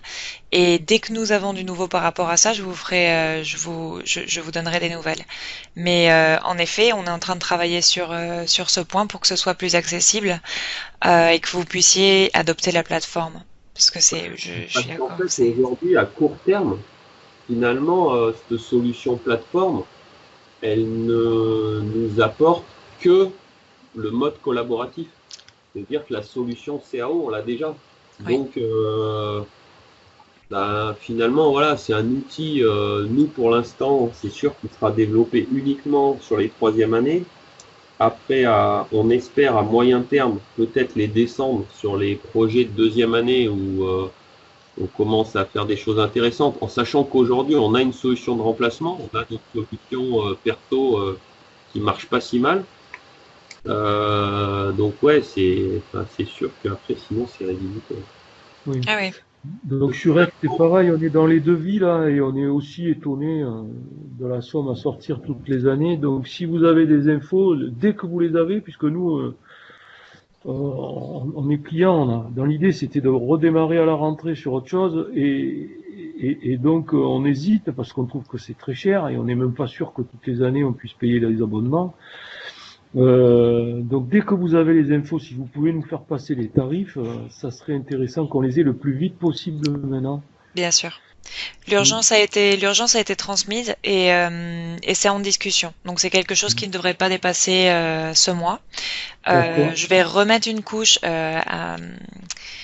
aujourd'hui même d'ailleurs. Je vais essayer de voir un petit peu si on a du nouveau. Je vous tiendrai au courant. Je suis pas sûre qu'on ait du nouveau au jour d'aujourd'hui, mais on va en avoir dans les prochaines semaines, c'est sûr et certain. Et ce que j'espère, c'est qu'on va pouvoir vous donner des conditions fixes et plus intéressantes parce que on vous rejoint sur ces difficultés, hein, même en interne. De toute façon, c'est le pourquoi on essaie de prendre un chemin différent et de revoir un petit peu cette tarification.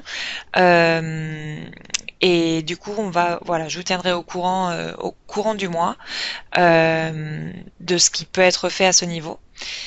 Parce qu'en effet, nous, c'est ce qu'on voudrait, c'est pouvoir travailler avec vous et pouvoir commencer cette collaboration et que vous puissiez vous bénéficier un petit peu de ces avantages sur la plateforme, parce qu'en effet, on trouve ça super intéressant et je pense que ça peut être, voilà, ça peut être bénéfique vraiment à tous. Mais en effet, au jour d'aujourd'hui, avec le prix qu'on a, on comprend que pour ajouter des aspects de collaboration, même si c'est simplement donc pour plonger nos étudiants dans les outils qui sont maintenant de plus en plus utilisés dans l'industrie, le passage en fait de votre maintenance SolidWorks à l'achat de la 3D Experience de la plateforme 3D Experience, c'est un bond qui est vraiment conséquent. On en est très conscient. Surtout, enfin, vous allez peut-être me confirmer, mais en fait, c'est un achat, comment dire, complémentaire ou supplémentaire, mais vu qu'on va garder le SolidWorks Desktop, on va dire que le coût de 2000 € par an, et en sachant qu'on est, nous,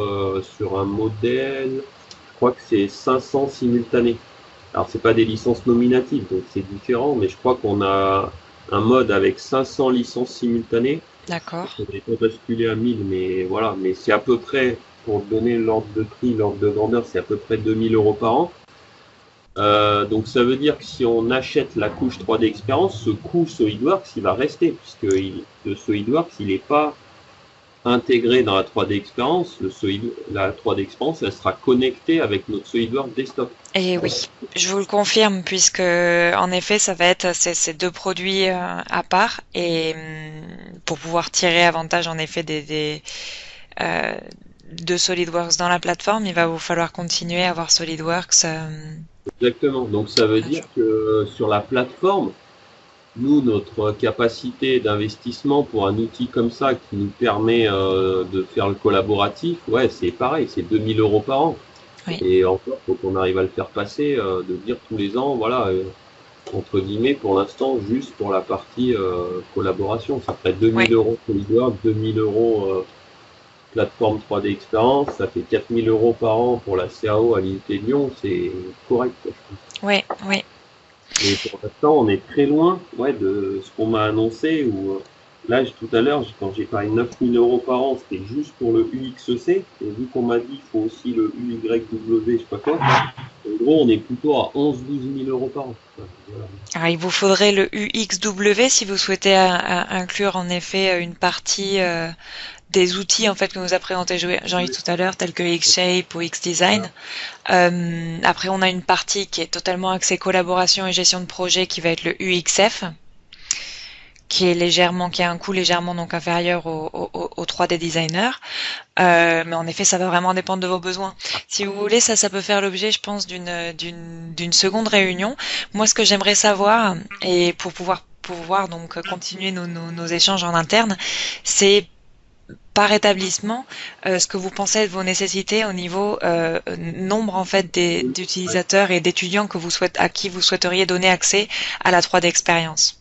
Ok, bah, nous, pour faire simple, à Lyon, GMP, donc l'IUT aujourd'hui, plus les licences pro ou le but demain, on va dire, c'est, allez, à la grosse louche, c'est 800 étudiants. Ok, Après, on a d'autres départements qui utilisent aussi SolidWorks.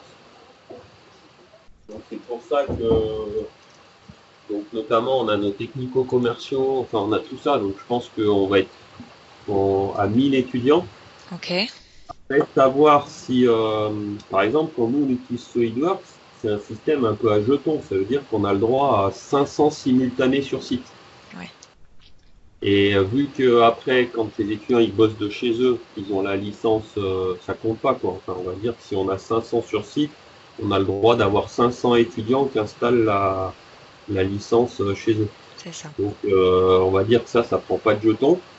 Alors que la 3D expérience c'est différent puisque celui qui est à distance, quand il l'utilise, il prend un jeton. Et voilà. Mais après, nous, le truc, c'est de pas basculer tout le monde avec l'utilisation de la plateforme. Nos sujets de TP demain, c'est pas prévu qu'ils soient sur la plateforme, au moins dans un premier temps. Donc ça veut dire que si on se consacre uniquement à notre troisième année, déjà on n'a pas super bien compris s'il faut que ce soit vraiment des licences nominatives, mais pour que ça vive toute l'année, moi j'ai l'impression qu'on est un peu obligé. Et donc ça veut dire que notre besoin en troisième année, on l'estime à peu près à 300. Donc nous, le package qu'on trouvait logique pour uniquement la troisième année, donc dans un premier temps, c'était 300. D'accord. C'est Ok. pour ça que j'ai pris les prix pour la partie 3. Je sais pas si ça Oui. on a encore Jean-Yves avec nous, je pense. Je sais pas si ça c'est une question à laquelle tu pourrais répondre, Jean-Yves, au niveau des utilisateurs. Est-ce que c'est facile de gérer le switch en fait d'un utilisateur à l'autre au cours d'une même année, enfin parce que ça doit être exactement la même chose chez nos clients industriels. Alors, on peut modifier, à part qu'il faut savoir qu'une fois qu'on assigne une licence à quelqu'un, elle est bloquée 30 jours. Ouais, D'accord. donc ça, c'est comme Katia V6. Donc C'est la plateforme voilà. qui veut ça. Donc, par contre, on peut très bien l'enlever, c'est-à-dire je peux très bien donner la licence à quelqu'un, lui enlever au bout d'une heure, au bout de 10 minutes, au bout d'une semaine. Par contre, elle sera toujours bloquée, elle sera indisponible pendant 30 jours après cette première assignation. Ouais, donc en troisième année, enfin, bon, enfin, je pense que ça fait pas. Enfin, c'est pas trop la solution, quoi. Moi, j'ai Non. l'impression que si on fait un choix de plateforme, c'est que ça veut dire qu'en troisième année, 100% des étudiants, ils ont un accès à la plateforme. Oui. Sachant que c'est bloqué sur une adresse email, donc c'est selon licence nominative. Voilà. Parce que Katia V6, pour vous dire, on a vite, quand on a vu ça, là, le problème de désaffecter les licences, réaffecter, ce qui demande en plus un boulot de fou, hein, quand il y en a beaucoup, on a vite contourné le problème en mettant des clients, des faux clients, quoi. Chaque année, en fait, on leur transmet le rôle de l'étudiant d'avant, puisque peut-être les problèmes éducation, c'est pas les mêmes que les problèmes industriels. Une personne dans l'industrie, elle est là pour plusieurs années. Voilà, les projets, ils vont s'enchaîner. Voilà, dans l'éducation, il y a quand même toute la partie formation où on est plus en mode TP, en mode évaluation. Et pour ça, les plateformes aujourd'hui, ça marche moins. Alors, juste pour vous rassurer, déjà, j'ai rien entendu sur le fait que vous utilisez des profils non nominatifs. Voilà. J'ai pas entendu. Mais vous n'êtes pas les seuls à faire ça, y compris dans l'industrie, puisque on a des clients qui ont des stagiaires, qui ont des personnes qui sont là pour 3 mois, ce genre de choses. Donc, ils ont exactement le même souci. Et quelquefois, ils utilisent la même solution.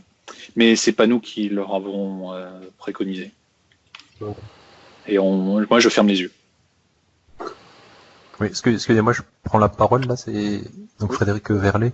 C'est parce qu'en fait là, je vais devoir malheureusement quitter la réunion. Enfin, déjà, merci beaucoup en tout cas pour la présentation qui était vraiment intéressante. Ça a permis, moi, non utilisateur et mes collègues non utilisateurs, de concrétiser les notions de rôle, de rétroplanning. Enfin, dans un cadre de projet, je pense que ça peut vraiment être très, très intéressant. Alors après, mes collègues l'ont souligné. C'est vrai que j'étais en lien par mail avec Mélodie Gagne et puis Thierry Chevreau par rapport au coût. Il y a un problème de budget. Nous là sur l'UCA, sur l'Université de Clermont et sur le site de Montluçon, on est en train de budgétiser un petit peu tout ça. C'est vrai que mes collègues le disaient, là, Laurent Pérez et Pierre Saïd, pour le but 1, but 2, je pense que la couche collaborative n'est pas, moi, à mon sens, pas forcément peut-être très indispensable. Elle est beaucoup plus justifiée pour le but 2, but 3. Donc après, là, il y aurait vraiment un effort à faire d'un point de vue financier, je pense, pour que l'offre soit plus alléchante et puis que tout simplement nous on puisse, financièrement qu'on puisse suivre. Ça c'est malheureusement. Pour le but 3, on parlerait de combien d'accès? Parce que vous, de votre côté, vous avez 200 accès SolidWorks donc pour couvrir tous les niveaux. Ouais, alors, là, je crois qu'il y a une petite confusion. Sur Montluçon, on n'utilise pas SolidWorks, en fait. Moi, je l'avais dit en début de réunion, et puis je crois qu'il y a une petite confusion au niveau mail.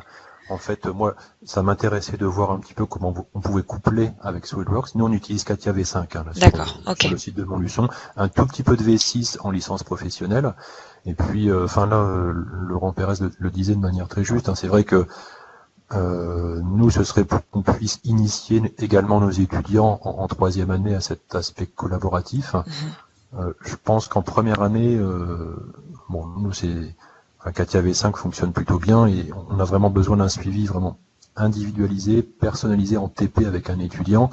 Et la couche collaborative ne me semble pas très très justifiée. Donc on est encore un petit peu réticent, mais l'outil est vraiment intéressant et il y a beaucoup de choses qu'on aimerait aussi pouvoir faire en troisième année. En particulier, moi j'utilise des outils d'optimisation topologique. Je crois que sur la 3D expérience, il y a une brique, un pack qui permet de le faire. Donc tout ça, moi, ça m'intéresse fortement. Et après, au niveau du nombre d'utilisateurs, pour chiffrer un tout petit peu. Donc on a une cinquantaine d'étudiants en première année, une cinquantaine d'étudiants en deuxième année actuellement, on va dire une quarantaine d'étudiants en licence, ce qui fait que ça nous ferait au moins 150 utilisateurs plus. On héberge aussi une école d'ingénieurs, ça fait quelques étudiants en plus les profs. Ça veut dire que au niveau des tarifs, je crois me souvenir qu'il y a des paliers jusqu'à 150 et après c'est de 150 à 300 si je me souviens bien. Donc c'est pour ça qu'au niveau mail, j'avais dû marquer, que je demandais un petit peu des renseignements autour de 300 licences. Voilà, ce qui fait, ce qui pousse à, financièrement, le chiffre est assez important. Après au niveau budget, il faut que ça suive quoi. Et là, ça bloque un peu quoi. C'est pour ça que malheureusement, moi, comme d'autres collègues, je pense que c'est pas que de notre faute, quoi. Mais il faut que, après, il faut qu'il y ait une incitation, peut-être, c'est peut-être pas le mot, mais un petit peu financière, qui nous pousse aussi et qui nous permette, tout simplement, de franchir le pas, quoi. Bien sûr. Voilà. Très bien. Merci encore, en tout cas. Je vais devoir vraiment vous quitter très bientôt parce que là, je vais être pris pour les cours en début d'après-midi. Ça marche. Des déplacements à faire. Mais merci encore vraiment à tout le monde et puis à Jean-Yves Ferré. Là, ça a permis de concrétiser, de voir un petit peu ce qu'on pouvait faire. Et j'aimerais bien personnellement pouvoir franchir le pas. Voilà. Merci encore. Très bien, Frédéric. Merci beaucoup pour votre présence. Et en effet, on prend note de ce point et j'espère vous revenir très vite. Donc, plus concrètement à propos de la tarification. Allez, merci et puis au revoir à tous alors. Oui, on reste en contact. N'hésitez pas si vous avez des questions aussi, je suis disponible par mail et c'est avec grand plaisir. Merci beaucoup. Merci. Merci. Ok, je vois qu'on a dépassé midi. Je suis désolée.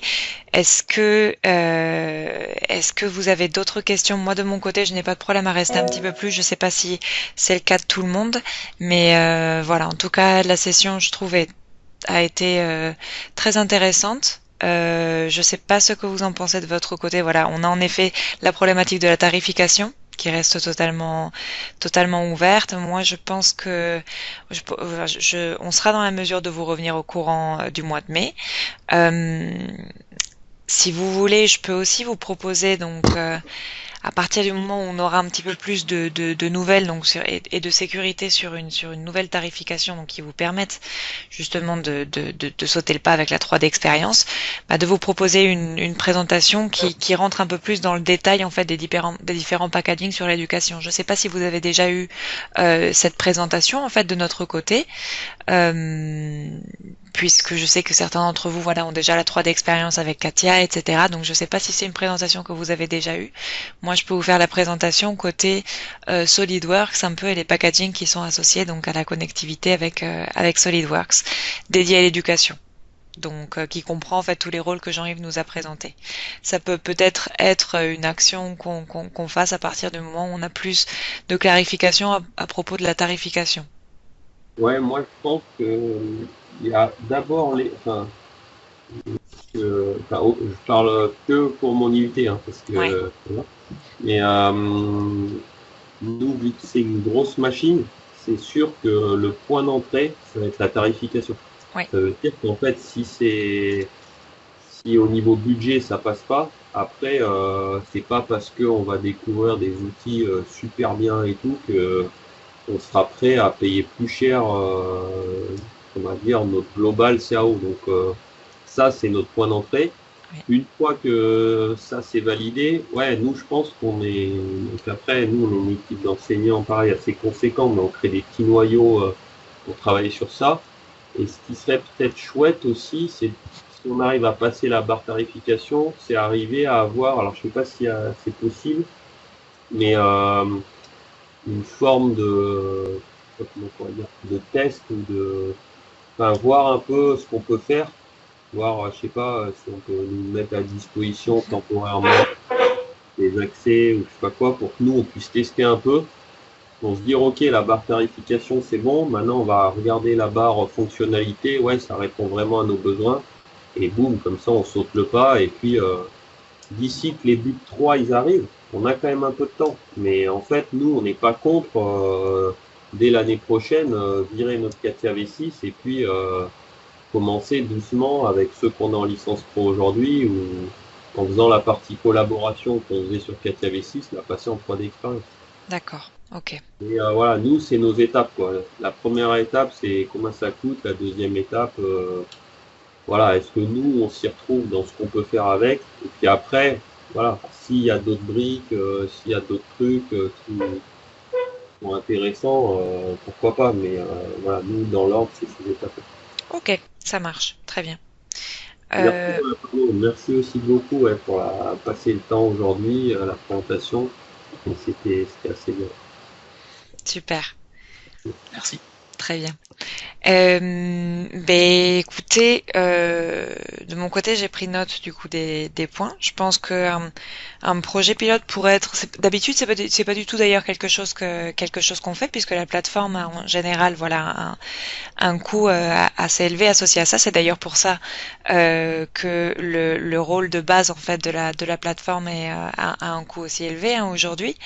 Et c'est aussi la raison pour laquelle on est souvent limité en termes d'essais, mais je pense que au vu de la collaboration qu'on peut en tirer entre nos deux entités, je pense qu'il serait super intéressant d'en faire un. Donc honnêtement, voilà, on va faire étape par étape comme vous dites. D'abord, on va regarder la tarification. Je vais vous revenir courant mois de mai et ensuite on verra les étapes suivantes. De mon côté, ce que je vais faire, c'est que on a enregistré la présentation, donc je vais vous la faire parvenir, si ça peut vous intéresser. Et puis, on reste en contact pour la suite.